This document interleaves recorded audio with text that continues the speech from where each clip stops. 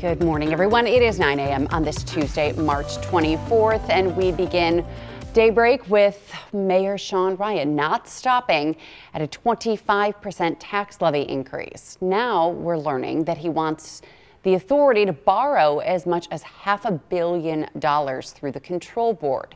2 Side's Nate Benson has been following city finances closely for us and has the latest for us this morning. Hey there, good morning. While the Ryan administration is hoping the state legislature will give them permission to borrow upwards of $500 million, his team tells me they don't intend to actually borrow that much. Last week, Mayor Ryan announced his plans to increase the property tax levy by 25%, saying that the city simply doesn't have enough revenue to operate. One question I had as I thought about this all weekend, because my life is one big oyster: is 25% a firm number, or is that a tough negotiating tactic that you'll settle for 15? The mayor campaigned on honest, genuine numbers of what it will actually cost to run the city. And so right now, the homestead tax rate going from $652 to $809 is about where we're at.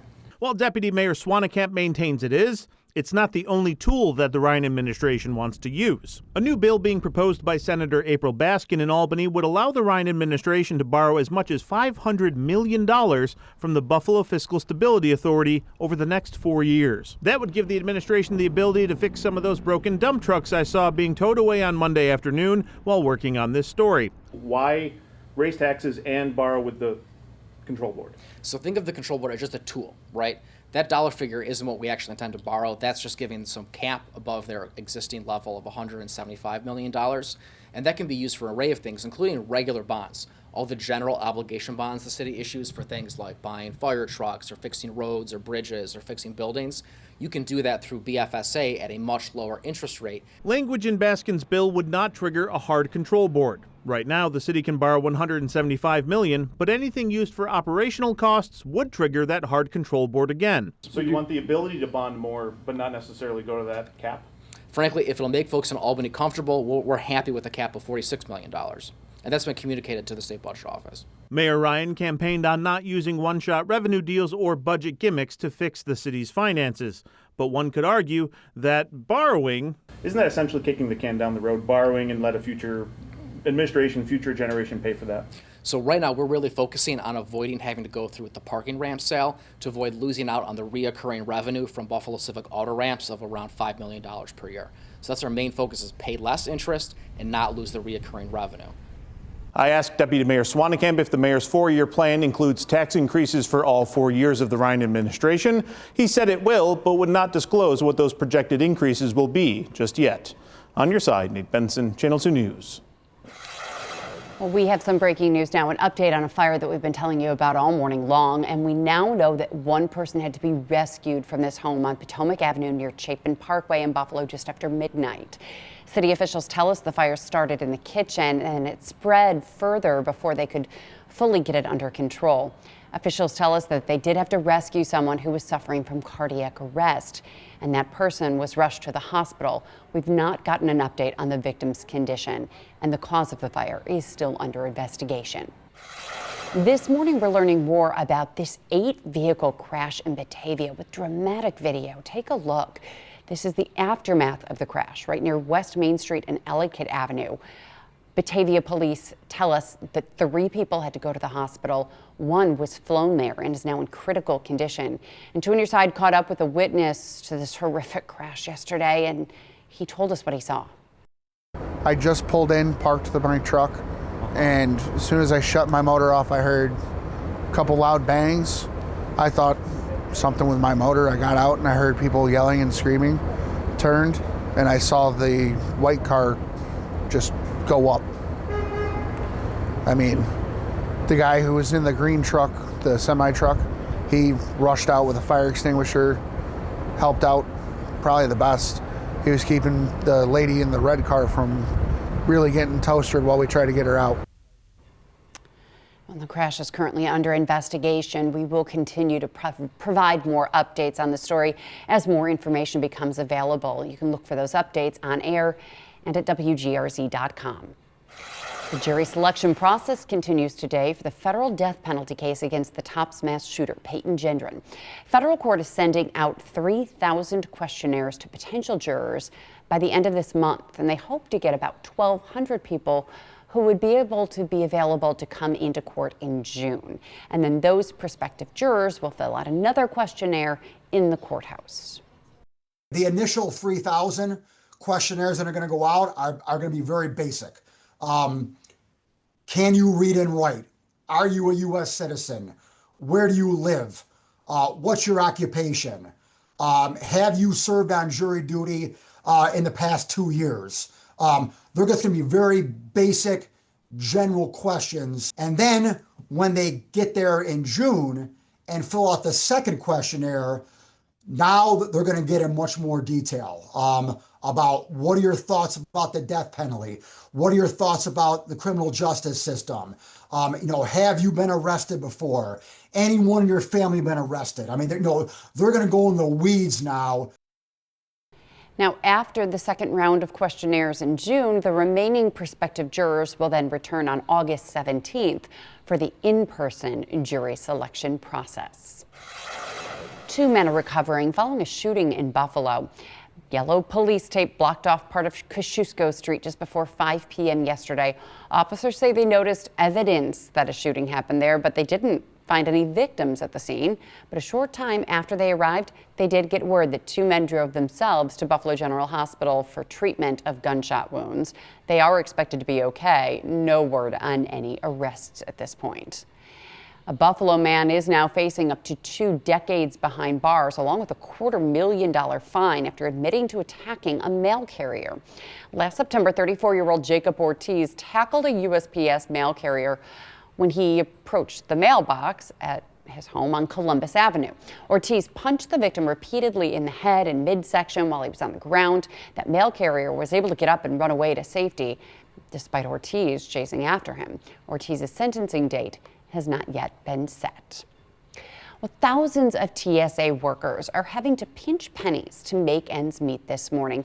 They've missed their first full paycheck because of the partial government shutdown. So leaders here in Western New York want to lend a helping hand, and they need your help to do it. Daybreak's Natalie Foss is joining us live from the Buffalo airport this morning with more on the efforts that are happening there today. Good morning, Natalie.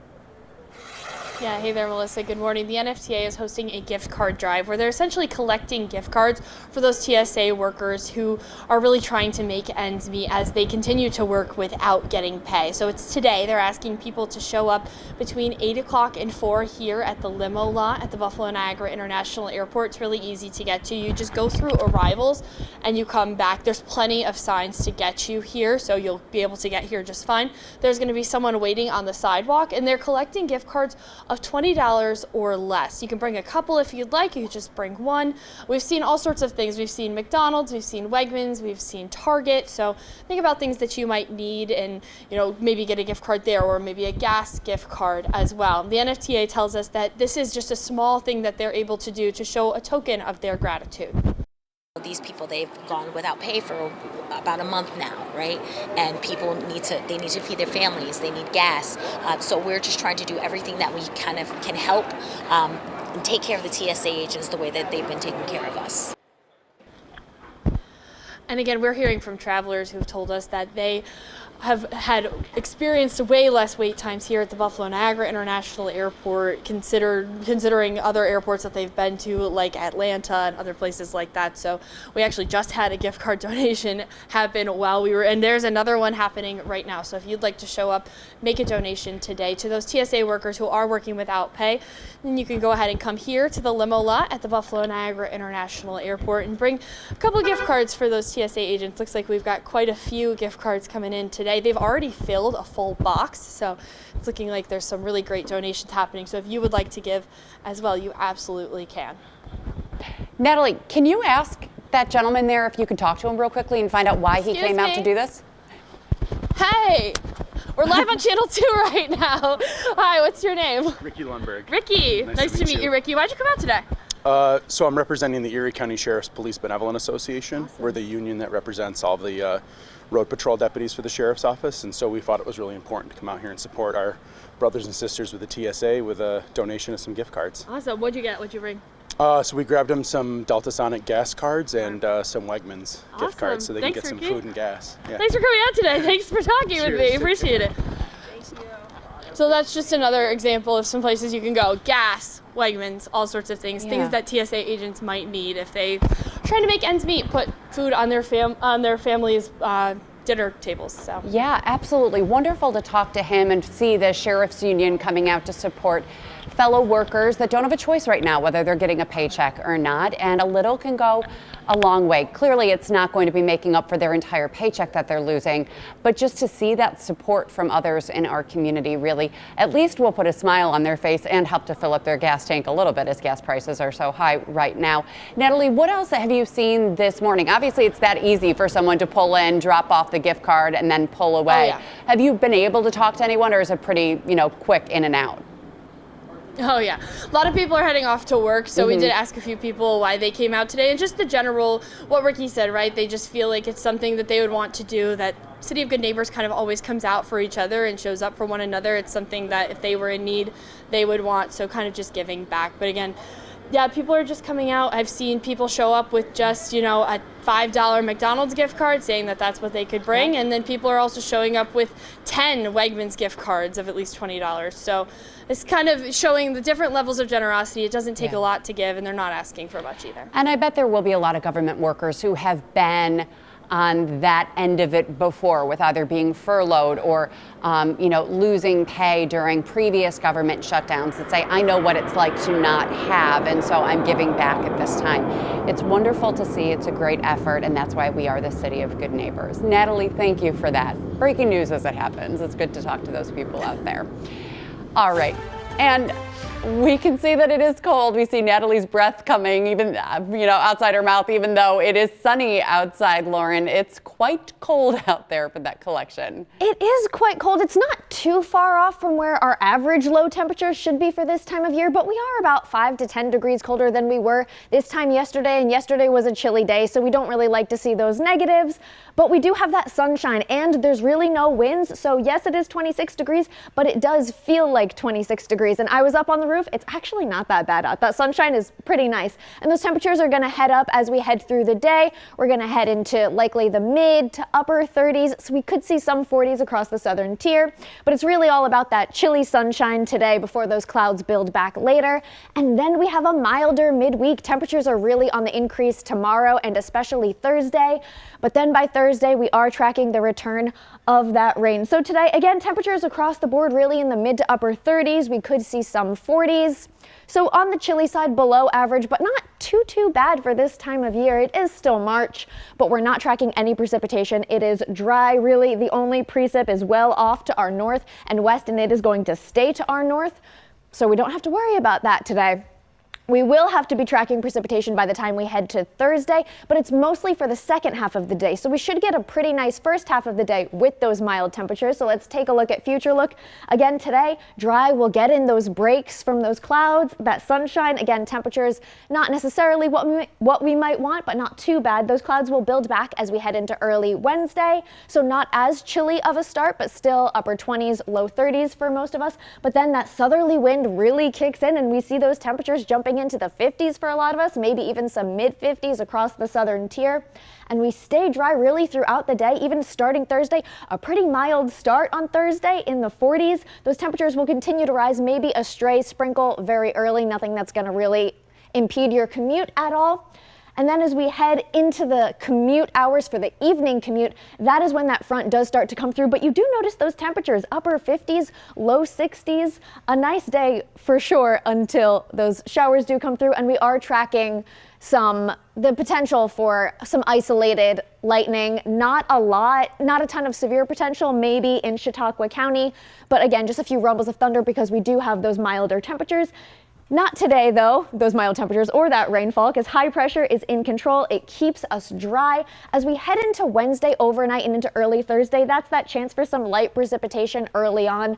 Not going to be much. And then Thursday, this is the system that we're watching. But for most of the day, we're on the warm end of this front and we are dry. It's not until that evening commute that those showers do start to move in. And then that cold front comes through and really knocks down our temperatures. So that first half of Thursday is nice, where we have that 56, but then the temperatures are going to go down as we head into the weekend. You see 30s on Thursday, but then it does look a little bit better as we head into Sunday. That's a quick look at your forecast. Back to you, Melissa. It's too bad that those warm temps on Thursday will come with rain eventually. All right, Lauren, thank you. We'll check back in with you in a bit, but right now we're going to take a quick break. We've got a lot more coming up right here on Daybreak. Stay with me. Welcome back. More than a month into the partial government shutdown, President Trump is digging in on DHS funding, insisting that Republicans do not make a deal without the Save America Act being part of it. That's a non-starter for Democrats, and Republicans can't pass it alone as ICE agents are now patrolling some of the country's busiest airports. NBC's Alice Barr has details from Washington. Overnight, a potential breakthrough to break up those massively long airport security lines after a small group of Senate Republicans met with President Trump on a plan to fund the Department of Homeland Security. Alabama Senator Katie Britt saying a solution may be at hand. I am going to be working through the night, would be my guess. So hopefully we can figure out how to end this way. For more than a month, Democrats have refused to put more money into ICE and Border Patrol without major changes to immigration enforcement operations following the fatal shootings of 2 American citizens. They're pushing to separate that money from the rest of DHS to fund agencies like FEMA and TSA now. All Donald Trump has to say is yes. President Trump has been pressuring Republicans to tie DHS funding to stiffer voter ID laws under the Save America Act. Don't make any deal on anything unless you include voter ID. That's a non-starter for Democrats, and now overnight, the Senate's top Democrats saying Both sides are talking. the pressure is mounting, with security lines growing by the day as TSA agents working without pay yet again quit and call out in record numbers. You couldn't find the end of the line because there was just people everywhere. And now at more than a dozen of the nation's busiest airports, ICE agents coming in for backup security, checking IDs and handling crowd control, according to a senior ICE official. But without training on airport X-ray machines, it's unclear how much they can do to clear the lines and the growing frustration. 2 sources familiar with the talks say if ICE is split off from the rest of DHS funding, Republicans would then fund the agency through a separate reconciliation bill that doesn't require votes from Democrats. All as the new Secretary of Homeland Security, GOP Senator Markwayne Mullin, is set to be sworn in today. In Washington, Alice Barr, NBC News. 9:19 now, and later this morning we could learn more about what led up to that deadly plane crash at LaGuardia Airport. As we've been reporting, a pilot and a co-pilot were both killed when their Air Canada plane collided with a fire truck on the runway. Dozens of people on board suffered injuries, some of them considered serious, and now we're seeing video of the moment of impact, and we want to warn you, it is difficult to watch. NTSB officials say they'll be looking into a number of things, including operations of the aircraft and air traffic control staffing at the time. And now you see right here that plane landing and crashing into the fire truck that was crossing the runway on the way to another emergency. And while the investigation plays out, we're now hearing air traffic control recordings. Truck 1 and Company, LaGuardia Tower, requesting to cross 4 at Delta. Truck 1 and Company, cross 4 at Delta. Truck 1 and Company, crossing 4 at Delta. Stop. Truck 1, stop. We were dealing with an emergency earlier. No, man, you did the best you could. The chairwoman for the NTSB says she is in the process of trying to verify information about staffing at the air traffic control tower at the time of the crash, and that information could be released sometime today.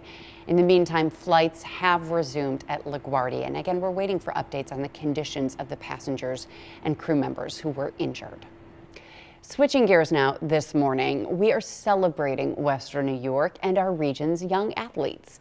After a season that started pretty down, it ended very, very high. One local high school hockey team turned a losing record into a national title. 2 on your side's Nate Mills shows us how the St. Francis varsity prep hockey players made history with an unprecedented turnaround. When St. Francis boys prep hockey finished the regular season south of 500, it felt like any idea of postseason success was put on a shelf. That was until Sunday, when the team won its first ever Chipotle USA National Championship and forever etched their name in Red Raider athletics lore. When I got the puck, I dragged it behind the net and just looked up at the clock as it came down to 0. Just put my head down, just kind of took everything in at once. You know, got a little emotional with my teammates, and I couldn't have asked for a better ending to the season. St. Francis dominated the title game 6-1, but the realization hit early in the last period when they were already up 3-1. We were like, we cannot let off the gas, so we popped too quick, I think the first 10 minutes into the third, and that's when I kind of took a seat on the bench after one of my shifts and was like, wow, it's actually going to happen. Like, we're actually going to do this. And that's when I started to get a little emotional on the bench too. I just looked up at the stands, my parents and everybody else supporting us back home too. Just really was amazing. The unlikely 6-0 run in the tournament was fueled by a bad taste after a state title loss, but more importantly, a tightly knit senior class. It seems like we just didn't have like one superstar there. It was a group of brothers who played really well together, and this is a really special senior class that had been playing together for years. All 11 seniors and the juniors as well put everything into it and worked as hard as they could the entire weekend. I couldn't have asked for a better effort from everyone. It was a really good time. From a rocky start to a storybook finish, St. Francis now sits at the top of high school prep hockey. On your side in Hamburg, Nate Mills, Channel 2 News. Congratulations, St. Francis Red Raiders. We've got more weather coming up right after the break. Stay with us. Welcome back. Joined now by Lauren Maroney, the newest member of Storm Team 2, doing a great job. And what a time to come into Buffalo during the middle of winter and as spring is starting and dealing with the months of weather that none of us really like too much in this city. I know, I kind of saw it as a good thing starting in January. Like, might as well dive right in, because if I had arrived in like May and got so used to the really nice weather, then I would have been in for a really rude awakening when winter came around. So I know what you're dealing with. Right. And then be pleasantly surprised when the summer does arrive. Exactly. Experience the worst and then enjoy the wonderful summer months that we have. But right now, believe it or not, as you are explaining to me right now in the commercial break, we are actually entering allergy season, which I feel like with it being so cold out, it's too soon, but I guess it's not. Well, okay, so we talk about how, it seems so cold because it's March, but actually our March was pretty mild, especially the start of it. We were hitting the 60s and 70s, and while so much of our seasons take cues from, where the sun is and our sun angle, for the trees, they're really just looking at the temperatures, and the trees are the first thing that really starts to bloom, and that's the kind of the big pollinator that we kind of talk about when we're talking about allergy season. That's the one that I know always affects me. It tends to peak around Western New York in April, but if you have a mild March, which we really have, I mean, average temperatures have been about 5 degrees warmer than we should typically be seeing for this time of year. So, the trees are noticing that uptick in temperatures, and to them, it's kind of time to start blooming. And so because they, on average, will be starting around April.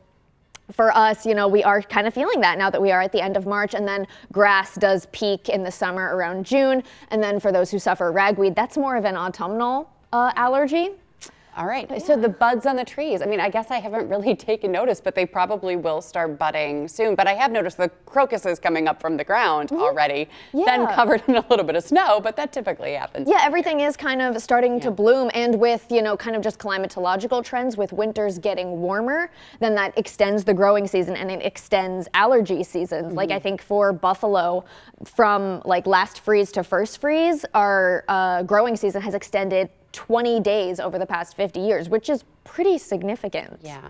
It's really shocking to me, though, when you're saying that March has been warmer than average, because to me it just feels like it's been so cold. But maybe also the warmer days that we had were also a little rainy, so you couldn't really go out and enjoy them. Yeah, and I do think there's a bit of recency bias, because right now we are on the colder side, but like the end of that first week and that second week of March, a lot of 60s and 70s. Yeah. So, I mean, it's also tough because once we get a warm day like that in the 60s and 70s, anything below that feels terrible. You're absolutely right. And that's what the rest of it's been. You are part of our big new weather show right here on WGRZ Plus, Monday, Tuesday, Thursday, Friday. Tell us a little bit about that show in the last minute that we have. Yeah, so Monday, Tuesday, it's me and Jen. Thursday, Friday, it's Patrick and Kevin typically.